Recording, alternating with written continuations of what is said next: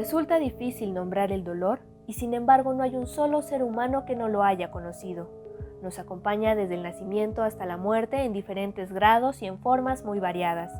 Las disciplinas artísticas de todos los tiempos se han esforzado por representarlo. No solo la herida ocasionada por la punta de una lanza atravesando un costado, también el dolor de luto, de la pasión amorosa no correspondida, de la separación y hasta el dolor de muelas aparecen una y otra vez en la historia de la pintura. Las tradiciones místicas más conocidas consideran al dolor como uno de sus temas centrales y le atribuyen distintos significados. El último año ha constituido una de las épocas más dolorosas en la historia reciente. Personas y familias enteras han conocido la desesperanza, el duelo repetido, las separaciones abruptas, la violencia doméstica exacerbada por las cuarentenas y la pobreza. Si el dolor suele ser una vivencia aislada, el confinamiento al que nos obliga el COVID-19 ha impedido incluso que los seres cercanos se reúnan para despedirse ante la presencia de la muerte. Hay mucha más diversidad en el dolor que en nuestras maneras de lidiar con él. En estos programas no te daremos por desgracia ningún antídoto para evitarlo, pero sí varias pistas para lograr convivir con él. La primera de ellas, creemos, consiste en reconocerlo tanto en uno mismo como en los demás, en desarrollar un sentido de empatía. Esperamos que estas conversaciones te devuelvan un eco de tus distintas dolencias y también que si estás sufriendo, te ayuden a sentirte menos infeliz y menos solo. Pues empezamos una programación especial de la mano de el ALEF, el Festival de Ciencias y Artes de la UNAM, que este año ha decidido tratar las relaciones de la cultura, el arte y todos sus derivados con la medicina. La revista, para estar en fase, ha dedicado el número de mayo al tema del dolor. Y hoy tenemos a dos invitados del ALEF con nosotros para hablar un poquito del dolor a través de sus disciplinas en medicina tradicional y terapias alternativas. Entonces, con nosotros tenemos al doctor Roberto González González. Él es médico por la UNAM y ahora es profesor titular en la especialidad de acupuntura humana de la Escuela Nacional de Medicina y Homeopatía del Instituto Politécnico Nacional. Él hizo su especialidad en Beijing, en China, en acupuntura humana y en integración de medicina tradicional china y medicina occidental. Entonces, bueno, pues es un honor, doctor, tenerlo aquí con nosotros. Está también con nosotros Polita Pepper. Ella es cofundadora de la Asociación Civil Canativa, es miembro de la Red Latinoamericana de Mujeres Canábicas y ahora estudia el doctorado en antropología social. Oigan, me tienen un poco destanteada hoy con sus grandes títulos. Les pido una disculpa. Estudia el doctorado en antropología social con un proyecto de investigación sobre la producción de cannabis en comunidades indígenas. Muy bienvenidos a los dos. Pues muchas gracias aquí. Gracias. Por la invitación, muchas gracias. Les comentaba que estábamos en la revista tratando el tema del dolor. ¿Qué tipo de dolor? Hay muchos tipos de dolor. De hecho, es incluso difícil poner en la misma categoría un dolor de muelas y un dolor emocional. Tanto la medicina tradicional china como la terapia canábica pueden atender cualquier dolor. ¿O hay dolores que diferentes tradiciones tratan mejor? ¿Quieres? A ver, primero las mujeres. Adelante, Polita. Bueno, muy agradecida por este espacio y contar que voy a hablar un poco del campo de la experiencia del acompañamiento desde quien no es terapeuta o especialista en medicina y terapias alternativas, ¿no? En mi caso, yo soy directora de esta fundación que es Canativa. Desde hace 7 años estamos haciendo cursos para que la gente aprenda a cultivar y a hacer su propia medicina canábica, y a través de eso fue que conocimos la realidad de miles y miles y miles de personas usuarias de cannabis como herramienta medicinal, donde una de las fuentes o una de las consecuencias o uno de los padecimientos que acompañan el padecimiento original por el que se acercan a la planta de cannabis es el dolor.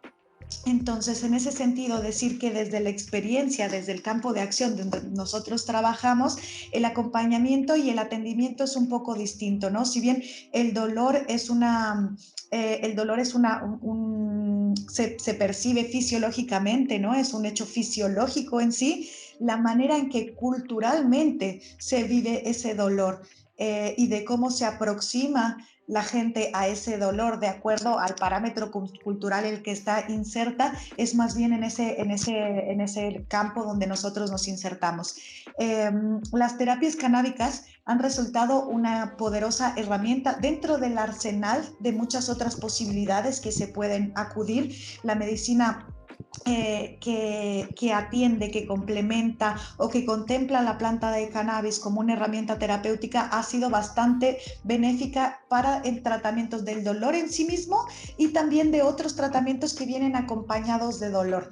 Y esto tiene que ver con un sistema fisiológico que tenemos en el cuerpo que más o menos en los 90s vino a descubrirse y se descubrió solo porque empezamos a estudiar la planta de marihuana y eso fue más o menos en los 60s. El doctor Rafael Meshulam, allá el abuelito de la marihuana le decimos, allá por los 60s aisló y sintetizó el primer cannabinoide THC, que es el cannabinoide de mayor, ¿no? El delta 9 THC de mayor abundancia en la naturaleza. Unos años después se encontró el CBD y la lógica de investigación era un poco, ¿qué es lo que está pasando en el cuerpo que hace que la marihuana haga lo que hace, ¿no?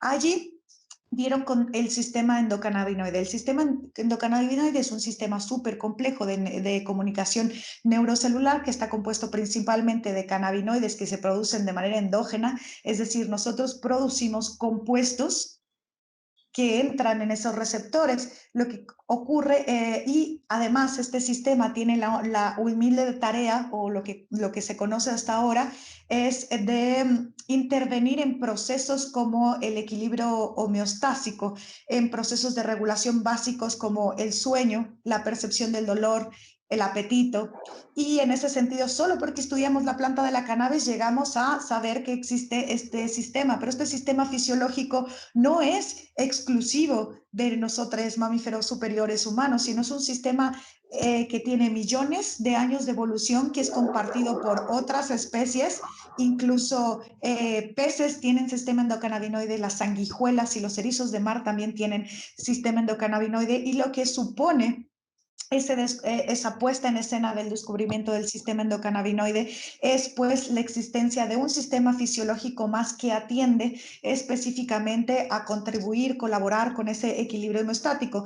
¿Qué pasa cuando nosotros usamos la cannabis como una herramienta terapéutica? Lo que hacemos es usamos compuestos de la naturaleza que caben en esos receptores y esos compuestos son producidos exclusivamente en la planta de la cannabis. Entonces los compuestos que ella produce, que ella genera, que de hecho le dan su nombre, caben en estos receptores. El uso de esta planta, cuando nosotros ponemos los fitocannabinoides a interactuar con ese sistema endocannabinoide, lo que se desata es una reacción fisiológica que puede en muchos casos tener como primeras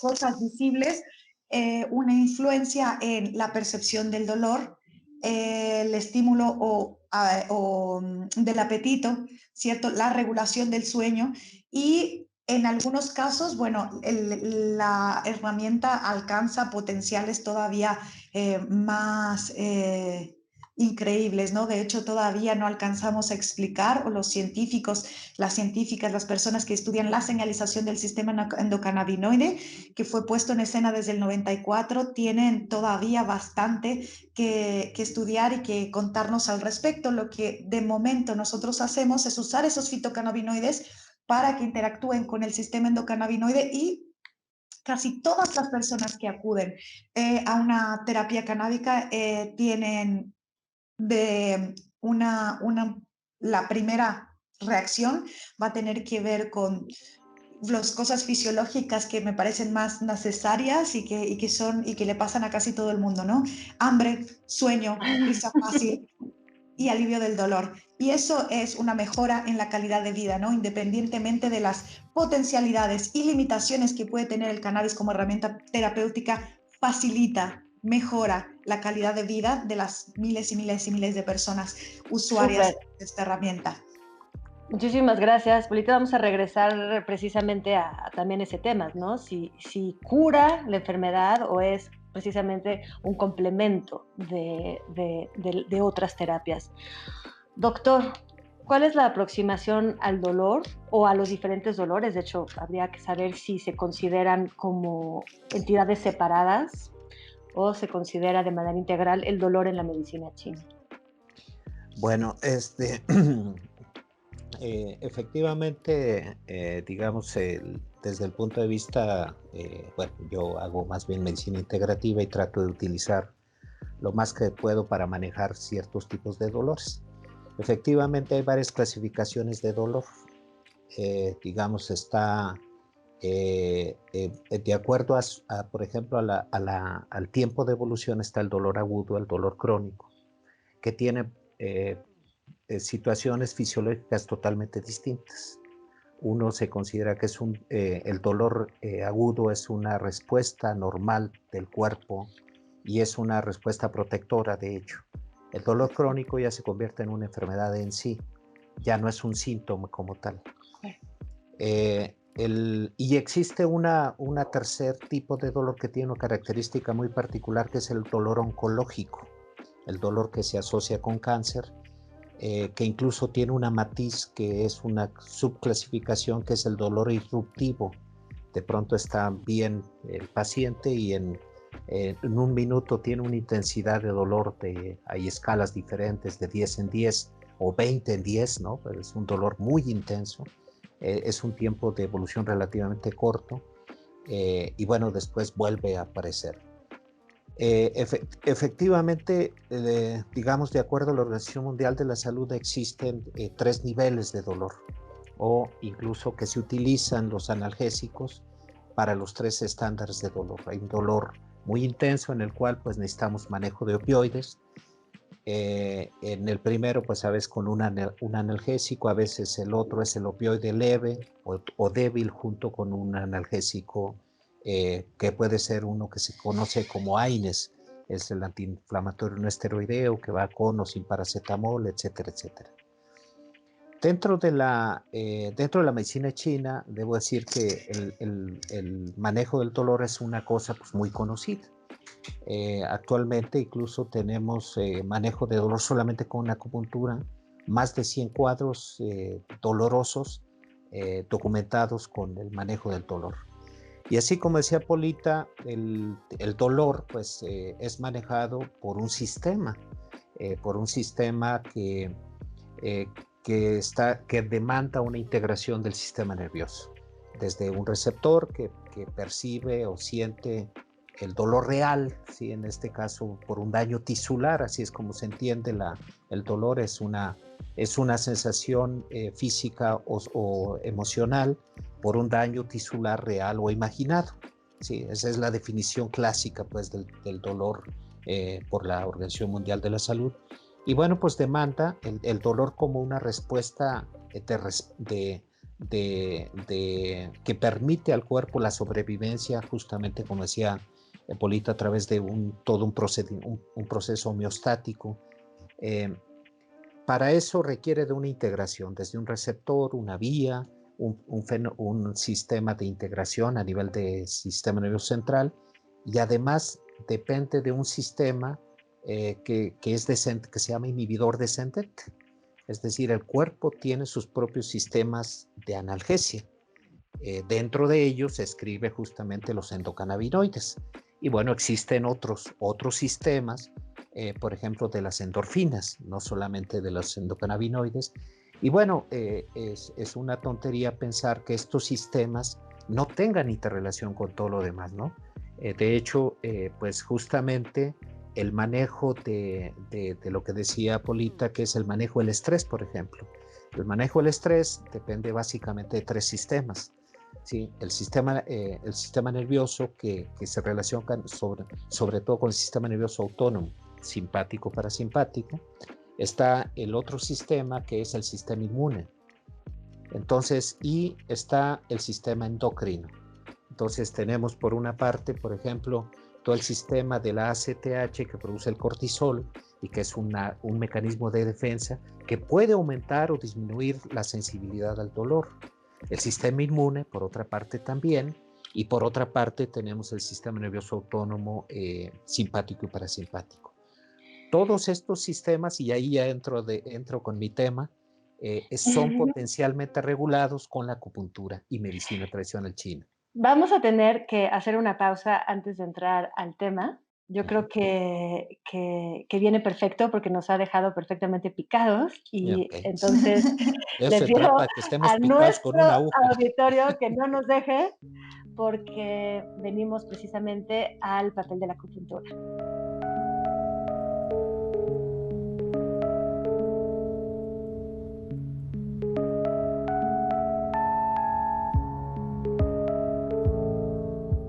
Bueno, pues como prometido, rapidísimo, estamos de vuelta. Estábamos escuchando al doctor Roberto González llegar al tema de la acupuntura dentro de pues, la estimulación o quizás son otras las palabras, doctor, de los distintos sistemas descritos.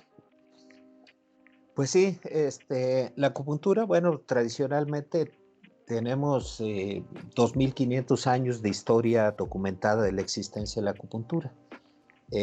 Sin embargo, bueno, pues se había venido usando en diferentes enfermedades, incluyendo enfermedades dolorosas. Hay planteamientos teóricos, de acuerdo al sistema teórico de la medicina china, que dicen cómo aplicar acupuntura en síndromes dolorosos y el porqué de los síndromes dolorosos.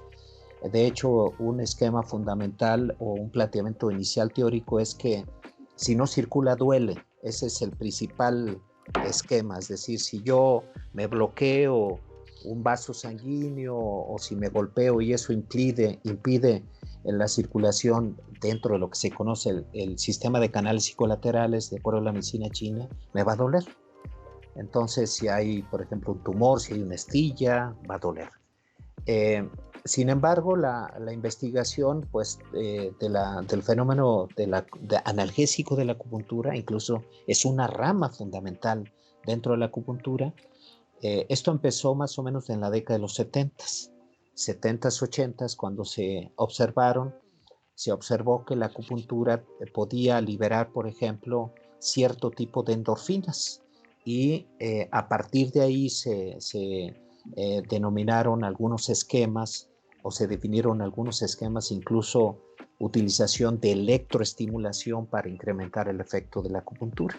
Ya vino el efecto electroestimulación. Se observó, por ejemplo, que cuando se estimula a 2 y a 100 Hz en ciertos puntos, se van a obtener la producción de cierto tipo de endorfinas que van a tener un efecto terapéutico con fines de analgesia.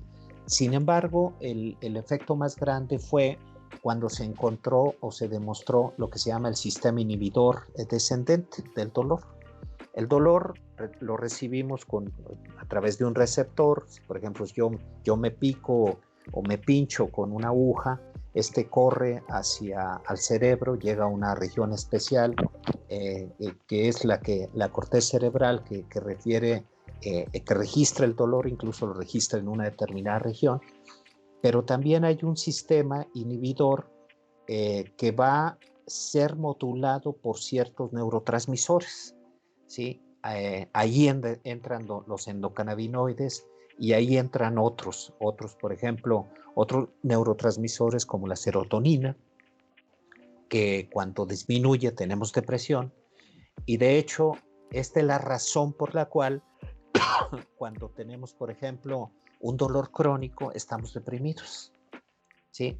Y bueno, por ejemplo, entran los endocannabinoides que regulan también ese otro sistema, este otro sistema, por ejemplo, de las endorfinas que participan en la depresión, serotonina, noradrenalina, dopamina. De hecho, la dopamina es muy importante dentro del fenómeno endocannabinoide, y toman diferentes regiones que van a participar en otras funciones como son, pues como decíamos hace rato, el sistema endocrino y el sistema sistema nervioso autónomo, que pues es nuestro guía prácticamente para todo, ¿no?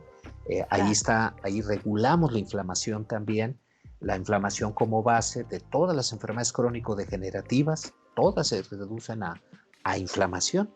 ¿Sí? Si no tuviéramos esa inflamación, se llama inflamación de baja densidad, de baja intensidad, perdón, o es una inflamación que siempre existe. Eso se puede regular, todo se puede regular con acupuntura y no solamente con fines analgésicos. Pero Sí, haciendo esto tan lógico, tan comprobado y tan coherente, ¿por qué hay tanta dificultad en integrarlo a los sistemas de salud? Es decir, que los seguros sociales tomen en cuenta estas alternativas, que la medicina llamada occidental colabore con estas medicinas pues llamadas alternativas, a falta de mejores nombres. ¿Dónde está la resistencia o el obstáculo? pues mira, yo creo que uno de los principales problemas es la falta del conocimiento. Sí, en una doble dirección. A ver, me explico. Yo creo que a los alternativistas, vamos a llamarlo de esa manera, nos hace falta presentar bien nuestros trabajos, ¿sí? Hacer una investigación de calidad, Comunicación. una comunicación científica adecuada, ¿sí? Ese creo que por una parte hace falta. Y por otra parte, bueno, pues también el mundo científico occidental ya se ponga a ver también cosas. En PubMed tienes tus trabajos, yo hice el otro día una revisión, tienes por lo menos 6,000 artículos de acupuntura y dolor, debidamente indexados y en revistas de un impacto bueno, ¿sí? Entonces, hay revisiones sistematizadas y metaanálisis de gran envergadura en revistas de gran impacto y que bueno, que hablan de eso. Yo estuve trabajando como colaborador en el Departamento de Cuidados Paliativos del Instituto Nacional de Cancerología y, por ejemplo, un dolor oncológico con todos los medicamentos encima, con todas las técnicas encima, no lograban controlar el dolor de muchos pacientes. Con acupuntura, con las herramientas que manejaba, alcanzaba un nivel muy bueno. Claro. Por otra parte, si yo llego solamente con acupuntura a tratar de controlar un dolor oncológico, no lo logro, pero la combinación sí. De ahí la necesidad de hacer una auténtica medicina integrativa, en donde usemos todo y donde integremos todo, sin pelearnos. El único sitio donde confluimos es en el cuerpo del paciente. Todo. ¿Sí?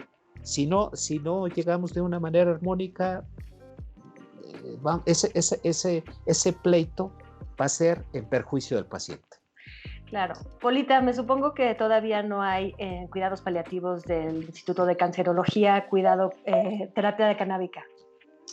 Infelizmente todavía ni siquiera hay un marco regulatorio que permita la producción, la investigación y el atendimiento en nuestro país. Y estoy muy de acuerdo con el doctor y quería decir que eso tiene que ver con una estructura que está en crisis y que está en decadencia, que tiene que ver con la manera en la que Occidente, que es esta estructura colonizadora y colonizante, nos propone hacer ciencia. Y eso pasa no solo en el campo de la medicina, ¿no? Pasa incluso en el campo también de la antropología, que es, digamos, mi campo de estudio. Cuando Occidente propone separar la cabeza del mente, del cuerpo y construir todos esos parámetros que durante una época eran la respuesta que la humanidad estaba buscando para ese contexto histórico que se estaba viviendo, esa medicina basada en la evidencia occidental, taxonomizadora, donde cada parte del cuerpo tenía una hiperespecialización y era esa la manera de atenderse, fue la respuesta a ese mundo en ese momento. Yo creo que desde los años 60 más o menos, ese tipo de medicina, de ciencia basada en la evidencia empieza a entrar en crisis y hay una sociedad, un mundo a la que ese paradigma, de esa manera de ver el cuerpo, de esa manera de ver la enfermedad, de esa manera sobre todo de entender que la salud como distinto a enfermedad, esa posición binaria no existe más. Entró en crisis porque estamos en un mundo distinto, con padecimientos distintos, ¿cierto? Y hay porque ha habido siempre, ¿no? Como la medicina china, como la medicina alternativa, como el uso del cannabis como herramienta medicinal, ha existido hace miles de años. Y esto, como bien dice el doctor, está documentado. O sea, hay 10.000 años del uso de cannabis de uso medicinal y hay registros materiales históricos incluso de eso. Lo que estamos en este momento, en lo que estamos ahora, es un paradigma que está cuestionando esta forma convencional occidental de hacer medicina, porque no está dando respuesta para la sociedad que está demandando y que está entendiendo cada vez más que eso que nos enseñaron de todo separado es una unidad, y que los sistemas fisiológicos todos interactúan en su conjunto, y que las terapias, así como el atendimiento de un padecimiento fisiológico, pasa también por un proceso emocional, pasa por un proceso psicológico, ¿cierto? Y es todas las formas que puedan atender el bienestar, no esa oposición binaria de estar saludables, no estar enfermos, sino con trabajar sobre la idea del bienestar de la persona en su totalidad. El entendernos como seres integrales es lo que está abriendo cada vez más el campo de intercomunicación de las medicinas alternativas, y yo creo que esa es la medicina, o ese es el tratamiento al que apunta cada vez más este mundo. Una sola cosa no es suficiente. Entonces, de cómo dialogamos entre las disciplinas, de cómo entendemos el bienestar de una persona, pasa necesariamente por abrir del campo de la medicina tal cual nos la enseñaron, ¿no? Entonces creo que en ese sentido la terapia canábica la planta de cannabis como herramienta terapéutica viene a favorecer un montón ese paradigma, porque de principio la persona que se acerca a la planta de cannabis como herramienta terapéutica está desesperada y probó absolutamente todo antes. Entonces hay una ventana de oportunidad que también transforma, no solo que la persona pueda encontrar efectivamente una mejora en la calidad de vida, sino mejora la percepción de este paradigma de que bienestar es más allá de no estar enfermo, y que tiene que ver también con abrir esas posibilidades, y de cómo la medicina canábica ensancha la mirada y dialoga mucho mejor como la homeopatía, o con la acupuntura, o con la reflexología o medicina china. Tiene que ver con que estos terapeutas tienen una apertura, porque ellos ya perciben el campo de lo holístico como una práctica clínica, y allí también su gran dificultad de entrar a la academia de la medicina más formal, basada en la evidencia, pese a que, como bien dice el doctor, hay 70 años ya de investigación de cannabinoides y de sistema endocannabinoide, hay miles de papers, miles de artículos, se está produciendo todos los días medicina, evidencia en ese sentido, pero hay una gran dificultad, hay una dificultad mayor en este campo, porque el reto de la medicina canábica es poner en escena indiscutiblemente la experiencia y la perspectiva holística de la persona, y eso es una cosa que a nuestra sociedad le cuesta un poquito de trabajo. Pues sí, se nos ha acabado el tiempo para este primer programa. Vamos a hacer una segunda parte. Esa es la buena noticia que les tenemos, es decir, que vamos a continuar esta conversación. Pues yo sugiero que continuemos pensando en si estamos en competencia, estamos en complemento, que analicemos un poquito cómo evolucionan estas medicinas también a través del tiempo, estas medicinas tradicionales. Me supongo que no son un tratado fijo. Entonces invito, bueno, a la audiencia número 1 a atender la programación del ALEF. Polita, el sábado 29 de mayo de 2 a 3 de la tarde va a dar una conferencia titulada Aproximaciones feministas al uso de cannabis como herramienta terapéutica para la salud colectiva. Y el doctor Roberto González González va a dictar el viernes 21 de mayo de 6 a 6:50 de la tarde la conferencia titulada La humanidad necesita de la medicina tradicional china para enfrentar las enfermedades actuales, como pregunta. Muchísimas gracias y nos vemos la semana próxima para continuar esta conversación. Con mucho gusto. Venga. Gracias, hasta la otra.